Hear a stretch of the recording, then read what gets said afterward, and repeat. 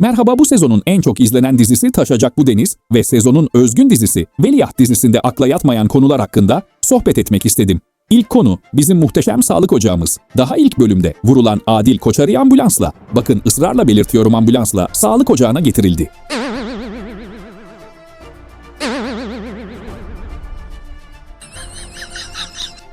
Hadi ilk bölüm dedik olur dedik. Demez olaydık. Sağlık ocağı değil, tam donanımlı hastane olsa bu kadar performans olmazdı. Biliyorsunuz, Zarife bayıldı. Hastaneye gitti. Teşhis konamadı. Bizim süper zeka doktorumuz Eleni, sağlık ocağında teşhisi koydu. Sahne ulan, sahne. Bana ne tabii Fadime'de. Bu sağlık ocağı, bu iki ailenin birbirine verdiği hasarı iyileştirmek için mi kuruldu? Yahu buraya hiç mi aşı olan bir çocuk gelmez? Hiç mi başı ağrıyan, kan tahlili yaptırmaya, ilaç yazdırmaya gelen olmaz? Hani normal hayatta genelde sağlık ocağına bu yüzden gidilir ya. Bazı bölümlerde sağlık ocağında kimse yoktu. Oruç Eleni'nin peşinde, Hicran Koçarı konağında. Yani bu sağlık ocağı bu iki aileden başka kimseye hizmet vermiyor. Ne oldu? Zoruna mı gitti? Yok, zoruma gitmedi de, haliyle kıskandım biraz. Gelecek bölümün fragmanı yayınlandı. Oruç vuruluyor. Tabii ki hastaneye gidilecek değil ya, koskoca sağlık ocağı dururken, Türkiye'de de doktor kalmamış o ameliyatı yapacak. Eleni'yi büyüten anne Yunanistan'dan kalkıp geliyor. Müthiş. Oha, olaya bak.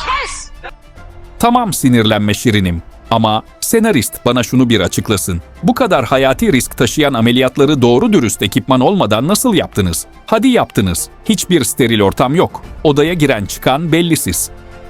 Bir sedye hem ameliyat masası hem yoğun bakım yatağı nasıl olabiliyor? Hani normal hastanelerde o ameliyat yapılan yere kimse giremez. Doktorundan hemşiresine özel steril önlük eldiven kullanır. Sonra hasta yoğun bakımda kalır. Siz hepsini tek bir odada nasıl beceriyorsunuz?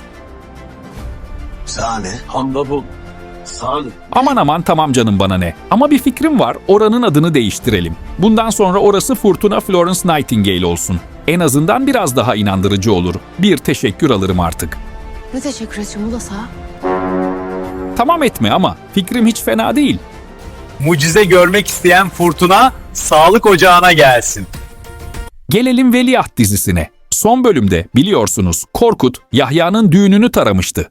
Düğünde kendini ortaya atan Derya, sonra Yahya veya Kudret'ten birinin en azından yaralanmasını beklerken hepsi de bu olaydan dipçik gibi sağlam çıktı. Diziyi severek izlesem de bu sahne komikti, kabul edelim. Sübhanallah. Dur daha asıl diyeceğimiz kısım bu değil. Şimdi bu düğün tarandı, ölümler oldu, yaralılar oldu, hastaneye gidildi. Kayıtlara ateşli yaralanma diye geçmedi mi? Polis gelip ifade almadı mı? Tek bu da değil. Sokağın ortasında çatışma oluyor, ölümler oluyor. Ne tek bir polis ekibi ne de soruşturma görüyoruz. Adamlar kendi cumhuriyetinde yaşar gibi. Yeter. Doğru söylüyorsun Zülfikar Karslı. Gerçekten yeter. Hayatın akışına uymayan olayları.